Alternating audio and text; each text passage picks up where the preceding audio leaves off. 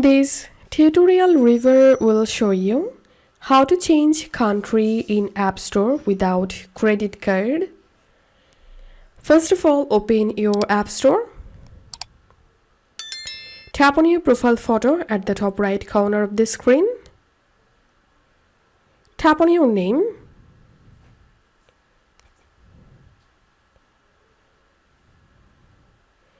Tap on country, region.